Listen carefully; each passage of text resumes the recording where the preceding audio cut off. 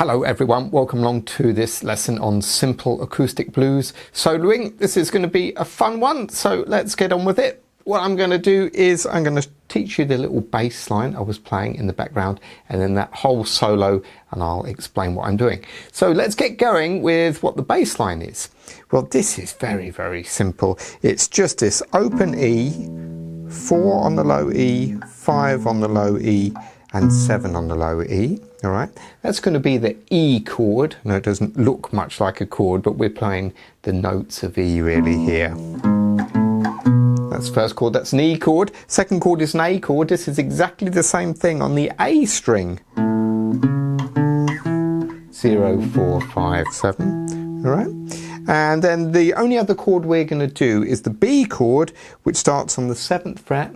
7, 6 on the A, 7 on the A, 9 on the A. All right, so we're going to kind of do this in the 12-bar blues style. So I'm doing 4 on the E,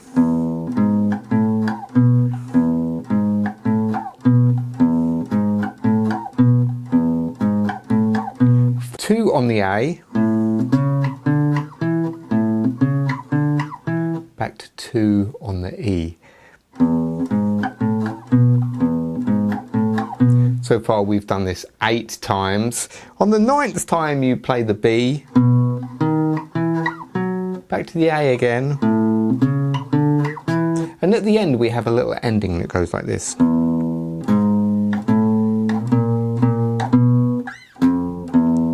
That's 0, 4, 5, 6, 6 twice, 7, and then 1 to 0 on the open E. Now what I'm doing when I'm playing this bass line is I'm doing this rhythm.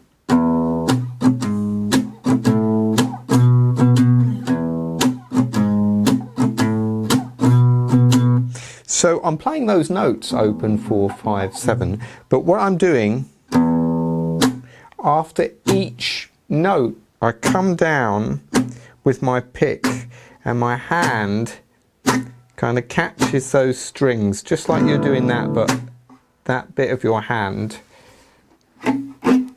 stops the strings from ringing. So, all right, without the mistake. So that's the rhythm I'm doing all throughout. Sometimes what I also do is a little, that's a up, down, so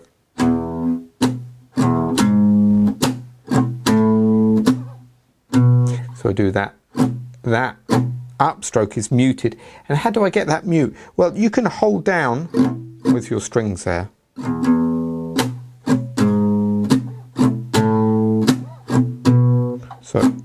So I'm doing up as a muted and then down and then the tap back down.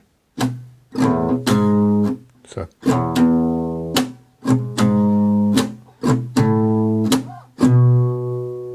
Alright, and that's the pattern all the way through. Let me just play from the last section from the B, because that's maybe the trickiest one.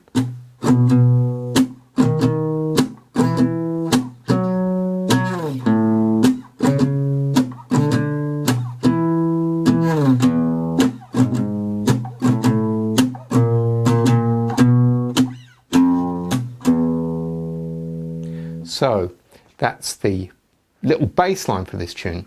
Now let's have a look at the solo section. The first bit of the solo goes like this.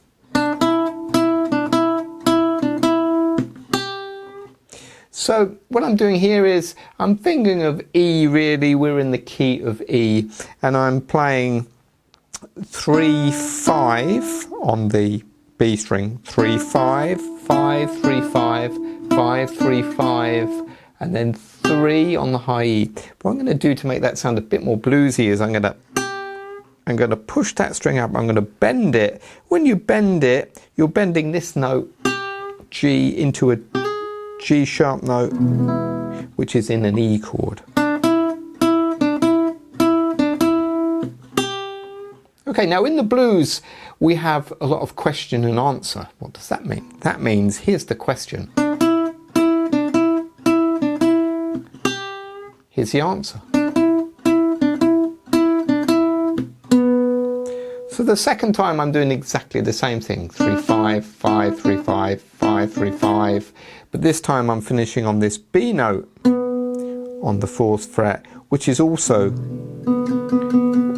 in the chord of a E. It's a B note. So first one.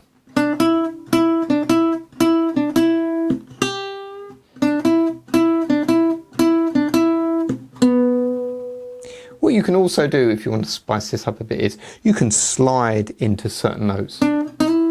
So you could slide into that 5th fret, which is the E note.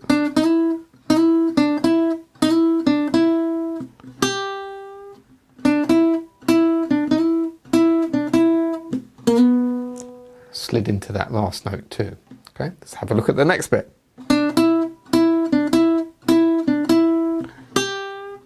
That's exactly the same as the first bit, so nothing new to learn there. But then I change it here.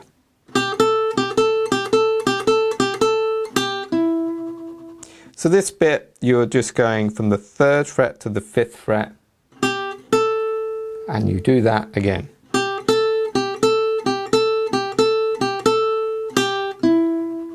You can count that if you like. 1, 2, 3, 4, 5. On the 5th time, you go back to the 3rd fret on the high E, back to the 5th fret here. This is the E note. We always want to try and land on an E note since it's a blues and E. How could we spice that up? You could do a little slide.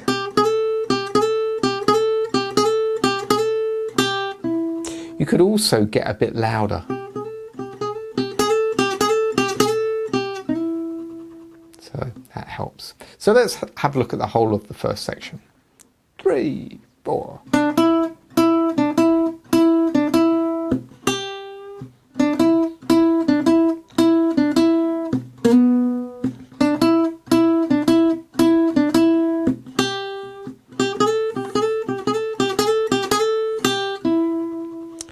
So we've soloed over this bit of the blues.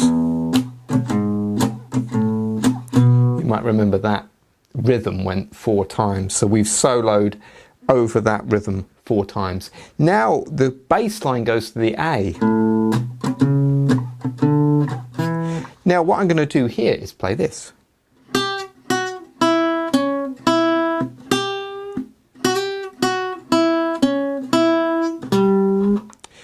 So what I'm thinking of now is the A chord. I'm thinking of that kind of A7.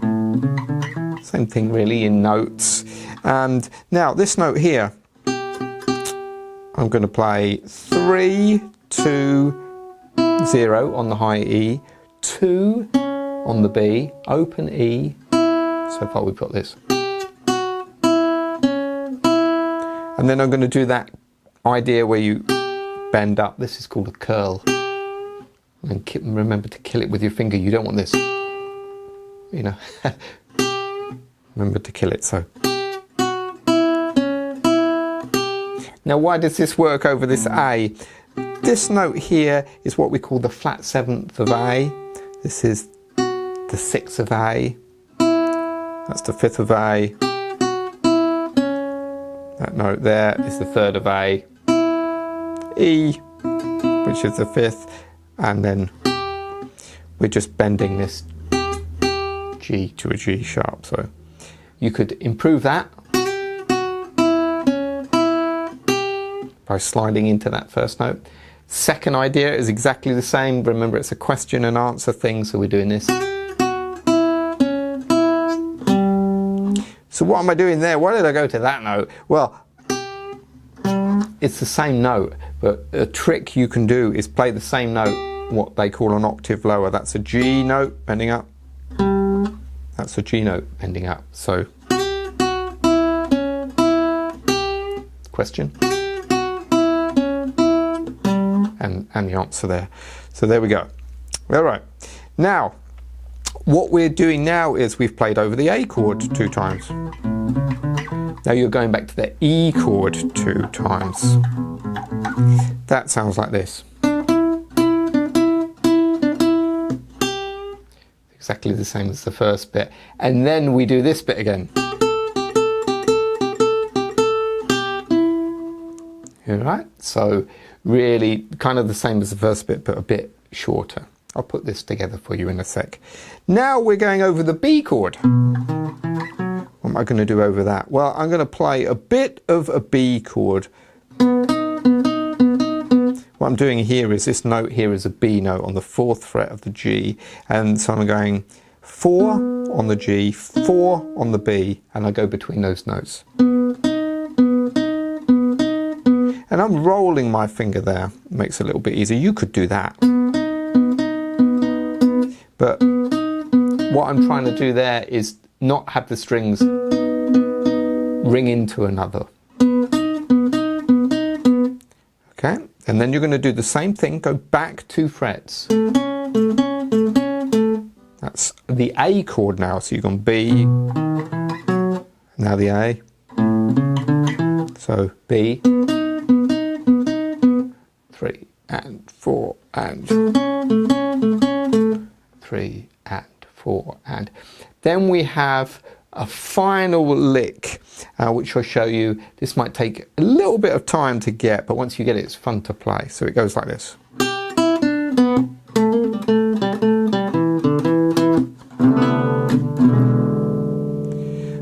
What am I doing there? That might sound complicated, but it's pretty easy. What you're doing here is just 3 on the high E to open high E, same on the B string, 3 to open high E.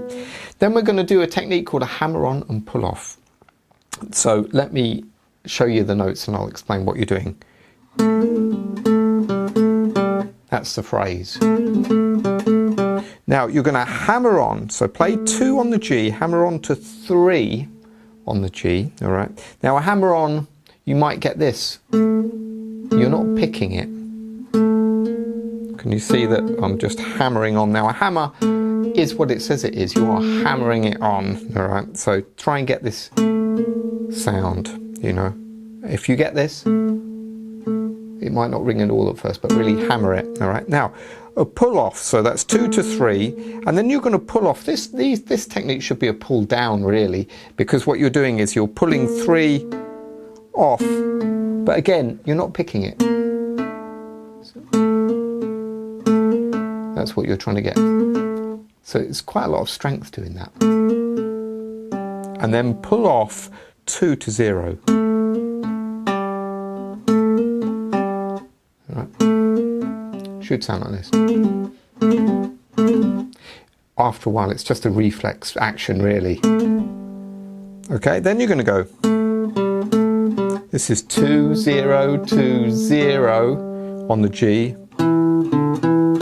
2, 0 on the D, 2 strikes on the D. So let me play that slowly.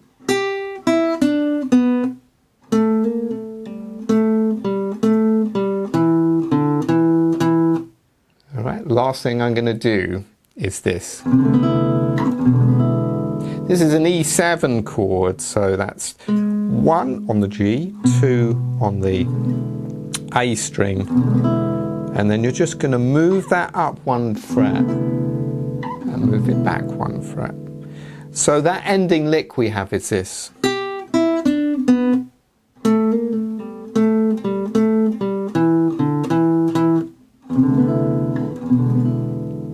That would sound like this up to speed.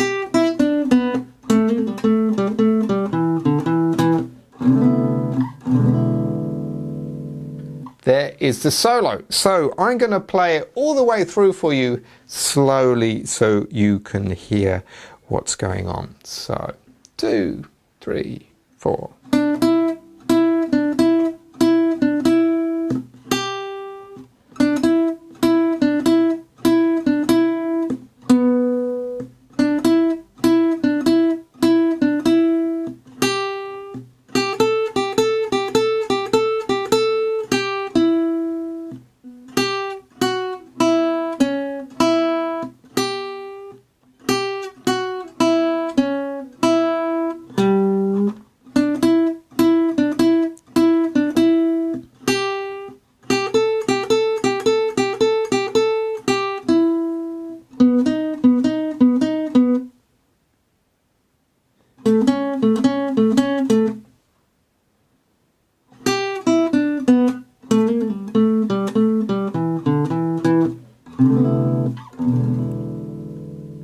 So there's the solo all the way through. Now what I want you to do is record the bass line.